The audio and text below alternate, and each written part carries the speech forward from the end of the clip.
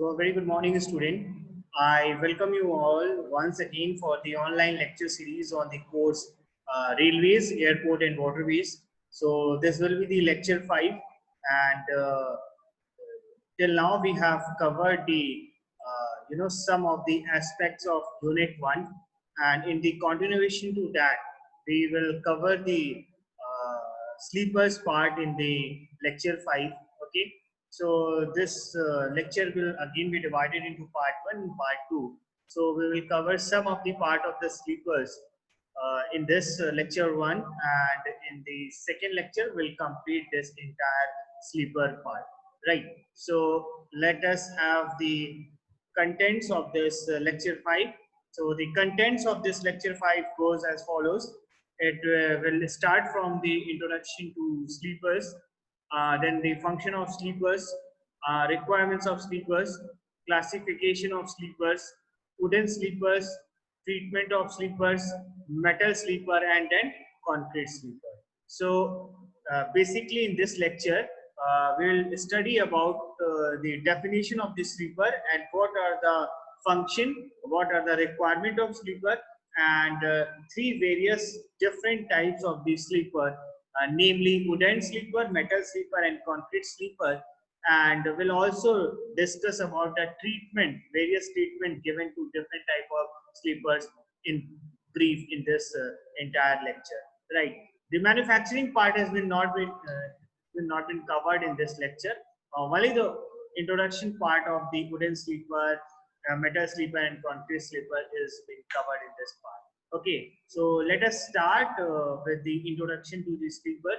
Right. So this lecture will begin with the definition of the sleeper. So the first thing is, what do you understand by the word sleeper?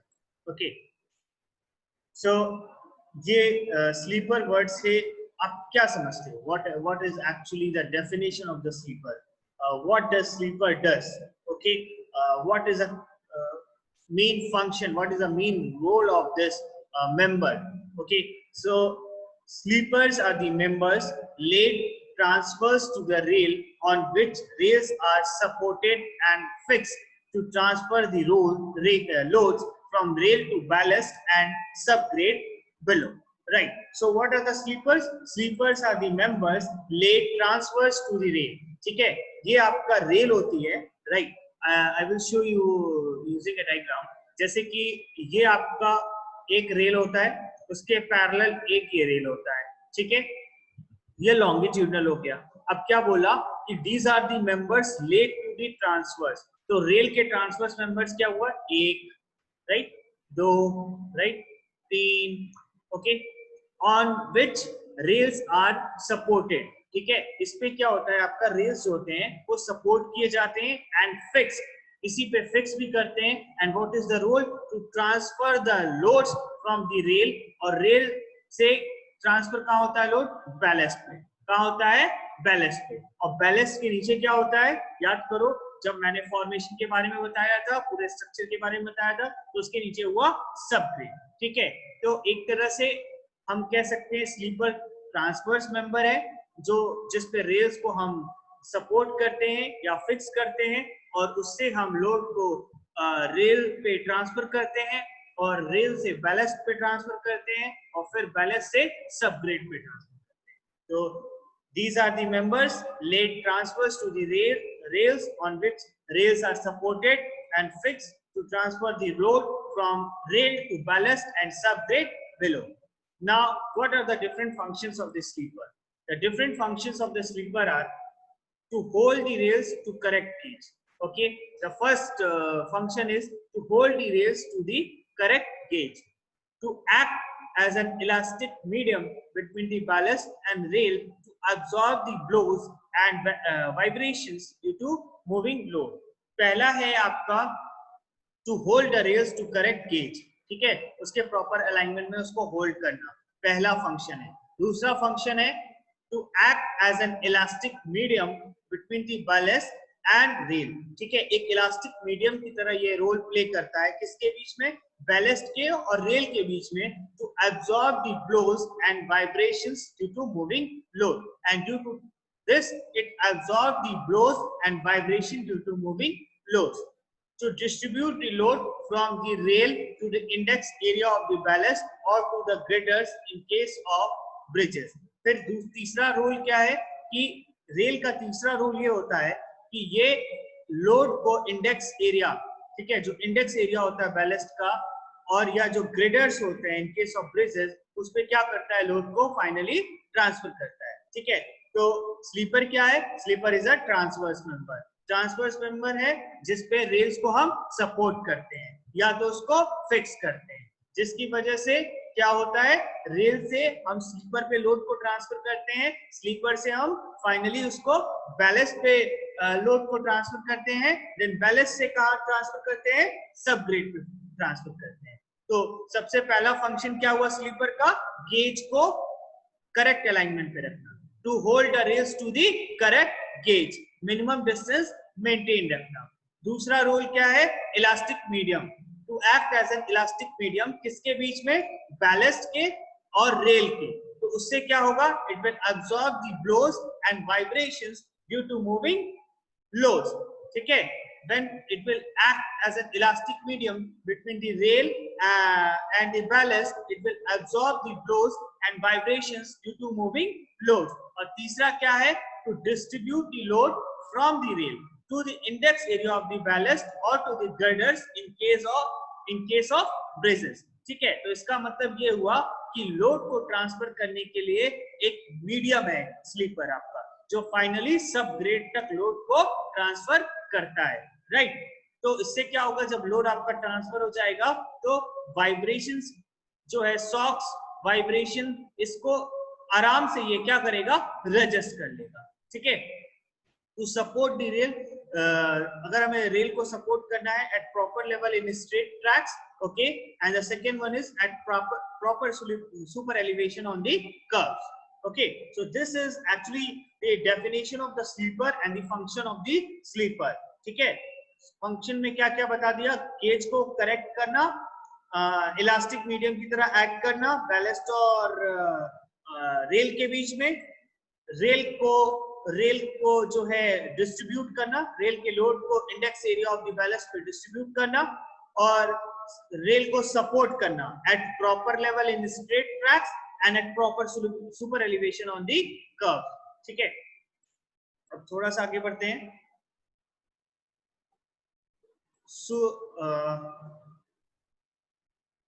तो ये तो इसके बारे में हो गया, थोड़ा सा आगे बढ़ते हैं। Sleepers also provide longitudinal and lateral stability of the permanent track on the whole, ठीक है। फिर क्या काम है इसका, कि sleepers also provide the longitudinal and lateral stability of the permanent track on the whole. ये longitudinal और lateral stability भी provide करता है, ठीक है। तो चौथा फंक्शन क्या है, कि मैंने बताया ना आपको, इलास्टिक मीडियम की तरह एक्ट करता है, राइट। तो और इंडेक्स एरिया पे उसको लोड को डिस्ट्रीब्यूट करता है। और एक और उसका फंक्शन क्या है कि it provide the lateral as well as the longitudinal stability of the permanent track on the whole, ठीक है। नाउ हमने देखा कि इंट्रोडक्शन क्या हुआ स्लीपर का, डेफिनेशन क्या हुआ ये मैंने आपको बताया, then the function of the sleeper ये भी आपको क्लियर हुआ।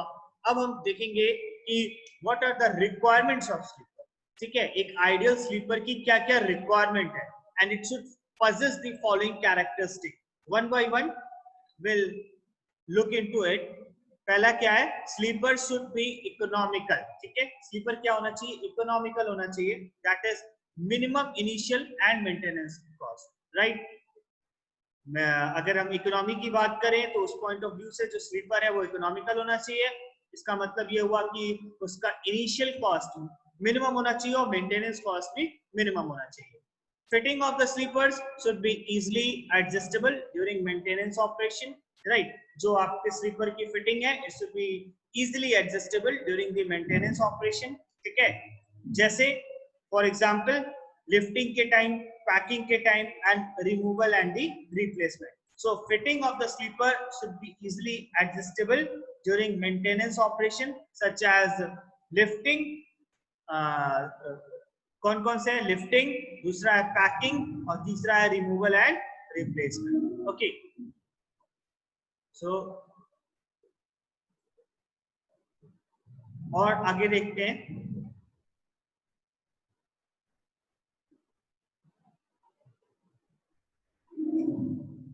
The weight of the sleeper should not be too heavy on excessively or excessively light.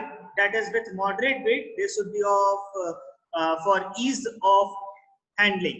ठीक है, तो इसका जो दूसरा रिक्वायरमेंट ये है कि ये ना तो बहुत हैवी हो और ना तो काफी लाइट हो। ठीक है, तो कैसा वेट चाहिए? मॉडरेट वेट चाहिए। ठीक है, मॉडरेट वेट की वजह से फायदा क्या होगा?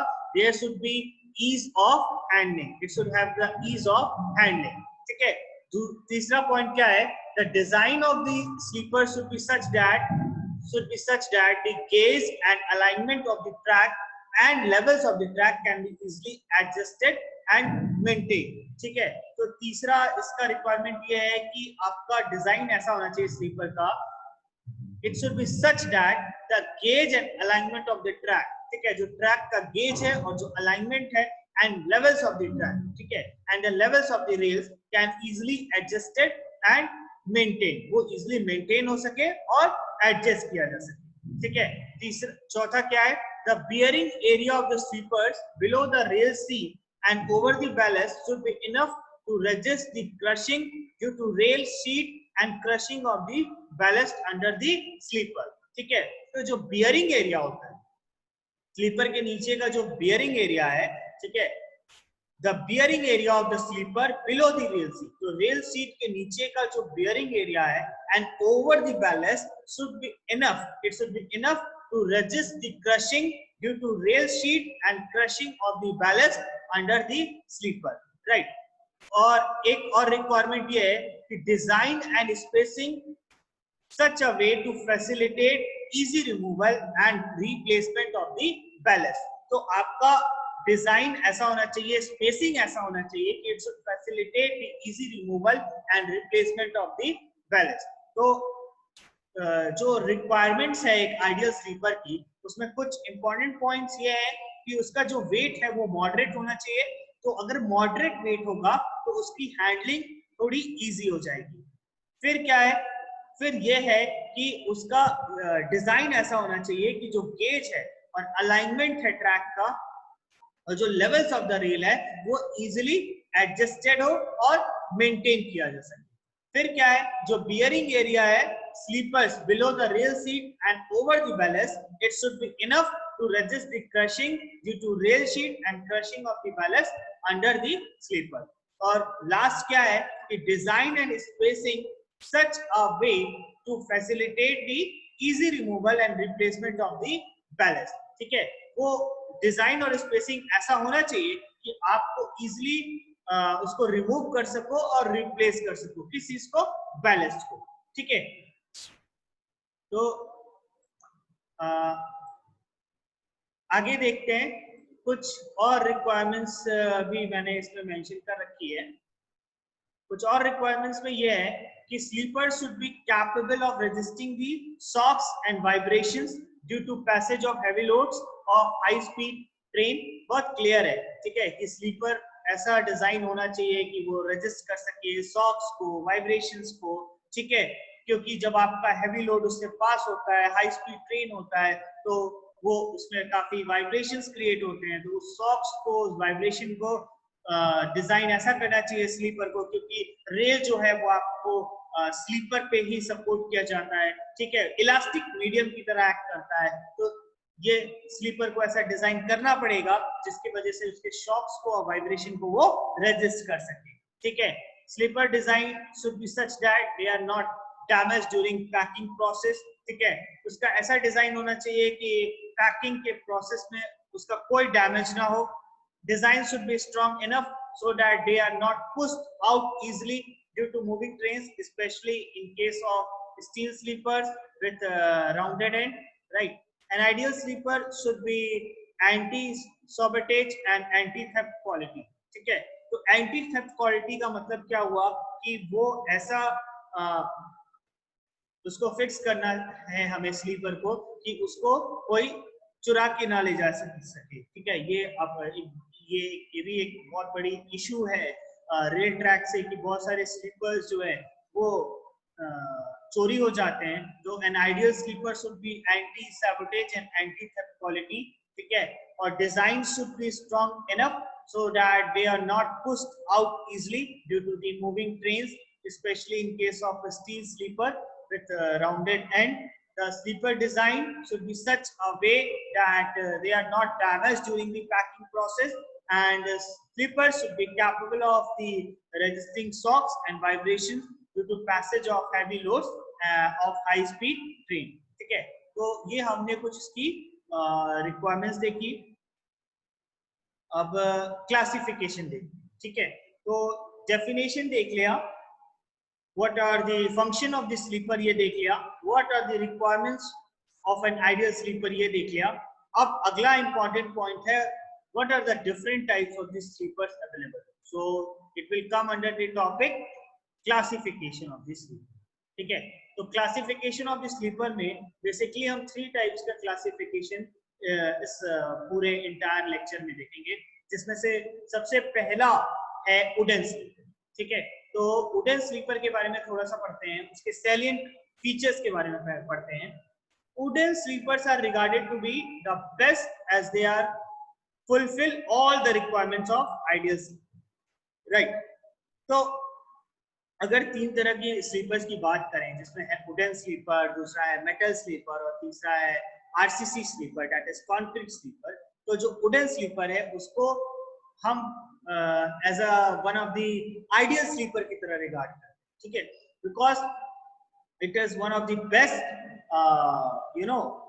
material, because they fulfill all the requirements of the ideal sleeper. So wooden sleeper regarded to be best as they fulfill all the requirements of ideal sleeper, ठीक है।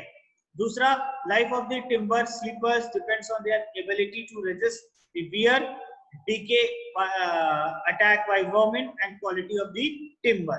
तो जो एक वुडन स्लीपर मतलब टिम्बर स्लीपर की जो life है वो 3-4 चीजों पे डिपेंड करती है। एक तो its ability to resist the wear, the second one is the decay, the third one is the attack by vermin and the quality of the timber, ठीक है। तो इन सारी प्रॉपर्टीज पे डिपेंड करता है। नाउ द वुडन स्लीपर का एक है कि एक इजीली अवेलेबल है, जिसमें आपके कुछ वेरिएशंस हैं उसकी क्वालिटीज का, ठीक है। अलग अलग स्पीसीज हैं जैसे cell, teak, chir, deodar, right? These are the different types of the timber available in the Indian market.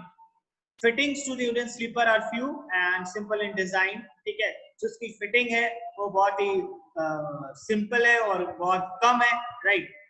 Now it resists the shocks and vibration, so wooden sleeper is very good in resisting the shocks and the vibrations. But it is difficult to maintain the gauge in case of wooden sleeper। लेकिन इसका disadvantage ये है कि it is very tough to maintain the gauge in case of wooden sleeper। Service life is minimum, ठीक है। Service life जो है वो 12 to 15 years ही है, and maintenance cost is also high as compare to the other sleeper. लेकिन इसकी कुछ एडवांटेजेस ये हैं कि it is regarded as the best material as they fulfil all the requirements of ideal sleeper, पहली चीज। दूसरा चीज, इसकी लाइफ 3-4 चीजों पर डिपेंड करती है। पहला है ability to resist the wear, decay, attack by vermin and quality of the timber, ठीक है। उसके बाद जो स्पीसीज हैं डिफरेंट टिम्बर की वो इजीली अवेलेबल है मार्केट में, उसमें से नेमली सेल, टीक, चीर, deodar, ठीक है। उसके बाद फिटिंग्स जो हैं, fittings to wooden sleeper are actually very few and are very simple in design, ठीक है। उसके बाद है it is very good in resisting the shocks and vibrations. Disadvantages क्या है कि पहला तो ये है कि it is very difficult to maintain the gauge in case of wooden sleeper, और दूसरा है कि सर्विस लाइफ काफी मिनिमम कम होती है, it is about 12 to 15 years, and maintenance cost is also very high as compared to the other sleepers, right? Now moving to the other parts of this wooden sleeper। तो wooden sleeper में ही एक और part आता है, उसको कहते हैं composite sleeper index, that is CSI। ठीक है, अब CSI क्या होता है? ठीक है, ये एक इंडेक्स है जिससे हम सुटेबिलिटी चेक करते हैं। ठीक है, टिम्बर की सुटेबिलिटी को चेक करते हैं, जैसे कि आपका सैल, टीक, चीर, दियोडार, ये अलग अलग वैरायटीज अवेलेबल है। ठीक है, अब किस टिम्बर की क्या सुटेबिलिटी है उसको हम चेक करते हैं एक पैरामीटर से, और उस पैरामीटर को हम कहते हैं composite sleeper index, CSI। So it is an index to determine the suitability of timber for use as a sleeper, right? This measures the mechanical strength of the timber derived from its composite properties of the strength and hardness। ठीक है, तो पहली चीज ये हुई कि ये क्या मेजर करता है, ये टिम्बर की मैकेनिकल स्ट्रेंथ को मेजर करता है, derived from its composite properties of the strength and hardness। और इसको एक इंपेरिकल फॉर्मूला से हम डिनोट करते हैं, CSI equals to S plus 10H by 20। CSI equals to S plus 10H by 20।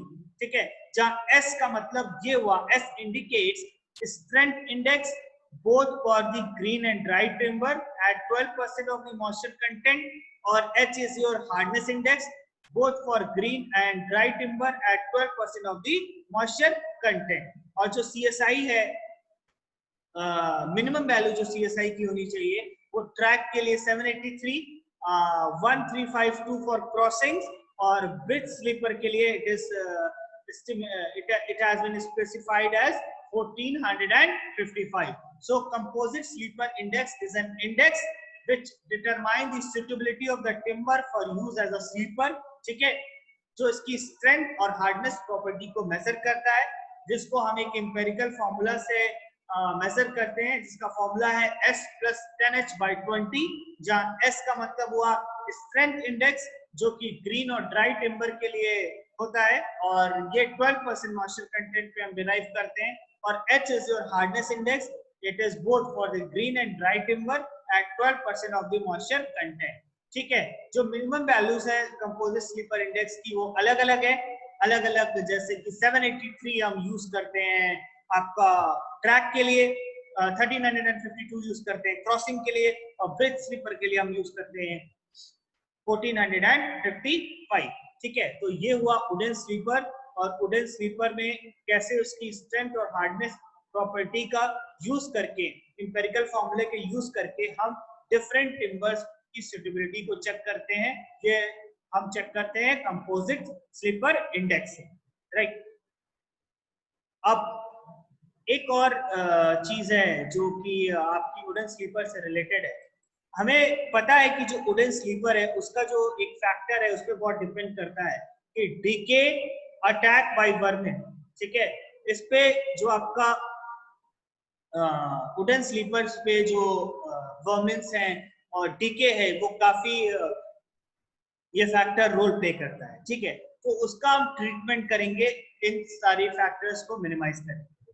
ठीक है, तो ये ट्रीटमेंट कैसे है? Treatment of the wooden sleeper is actually done to improve the life of the timber up to 30 to 50%। ठीक है, इसका जो हमें सबको पता है कि जो सर्विस लाइफ है वो 12 ईयर्स, 12 to 15। ठीक है, तो अगर आपको इसकी लाइफ को इम्प्रूव करना है 30 to 50%, there we should provide the treatment. ठीक है, so timber has minute cells filled with juices, therefore by replacing these juices by means of preserving solution is known as the treatment। तो जो आपका timber है, timber is actually filled with the some minute cells, and that minute cells is known as juices। तो हम इन juices को कुछ preserving solution से replace करेंगे, जिसको हम इस entire process को क्या कहेंगे?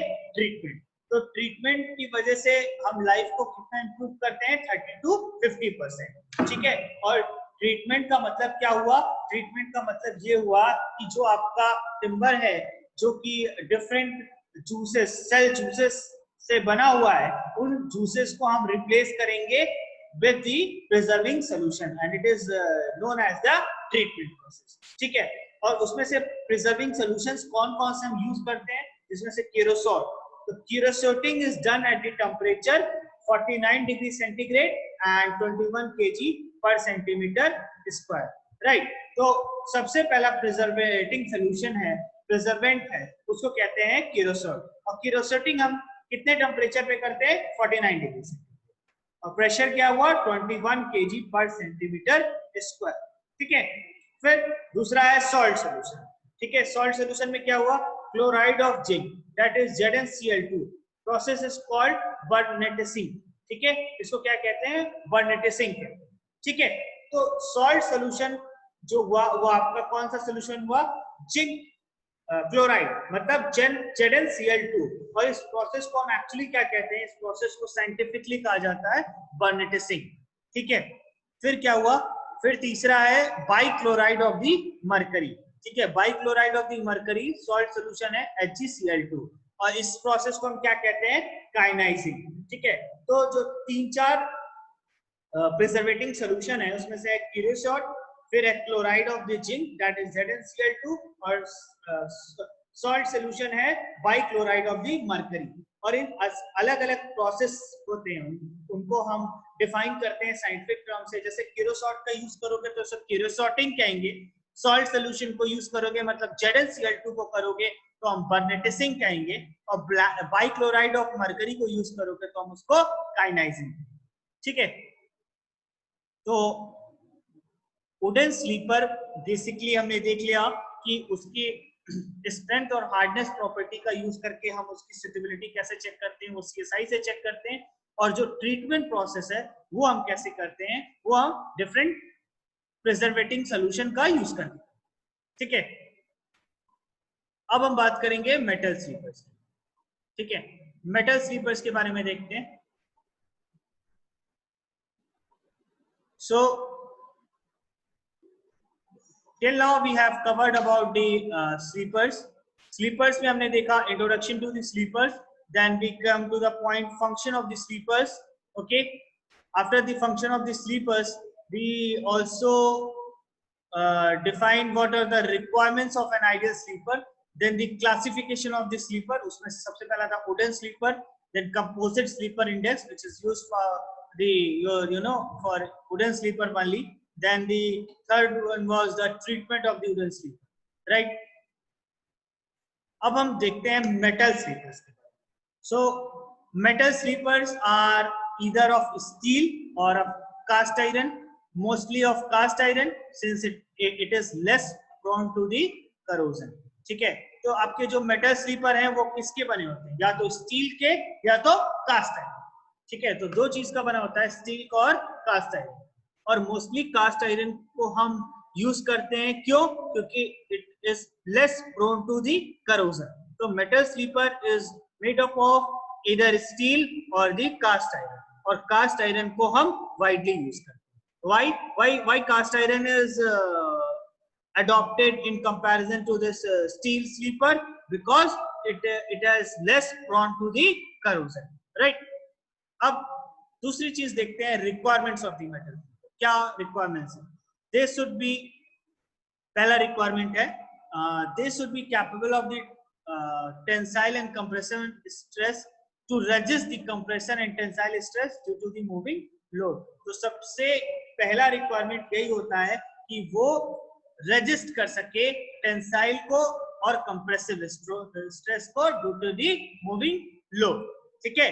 तो मेटल स्लीपर दो तरह के मटेरियल के बने होते हैं मोस्टली, या तो कास्ट आयरन या तो स्टील, ठीक है। जिसमें से कास्ट आयरन मोस्टली यूज किया जाता है क्योंकि it has less prone to the corrosion, ठीक है। फिर हम देखते हैं रिक्वायरमेंट्स ऑफ द मेटल। तो रिक्वायरमेंट्स में सबसे पहला रिक्वायरमेंट है कि it should be capable of resisting the tensile and the compression stress due to the moving loads, ठीक है। Now ये तो हो गया रिक्वायरमेंट्स। अब different classification of the cast iron sleeper. So different classification are as follows.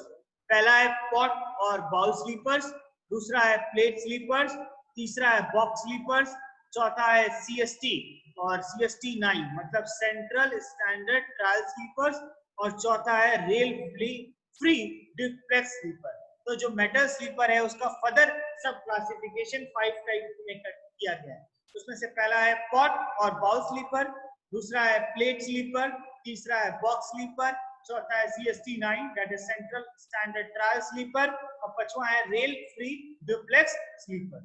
ठीक है, तो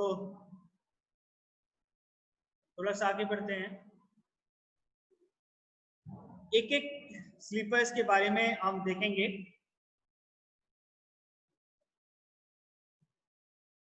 So till now we have covered till the metal sleepers. In part 2 of this lecture 5 only, we'll cover about the different parts of the metal sleepers as well as the third category of the sleeper, that is the concrete. Right. So till now we have covered the definition of the sleeper, function of the sleeper, requirement of the different types of the sleeper, classification of sleepers, namely wooden sleeper, okay, steel sleeper, and the third one is your concrete sleeper. In wooden sleeper, we have seen the suitability using the two parameter, that is strength and hardness, and it is actually given by a strength formula, empirical formula, that is known as CSI, composite sleeper index. Then how to preserve the wood from decaying, that is the treatment of the wood by using different preservating solution, by applying the different process such as kyanizing, vernitizing, and kerosotting, right?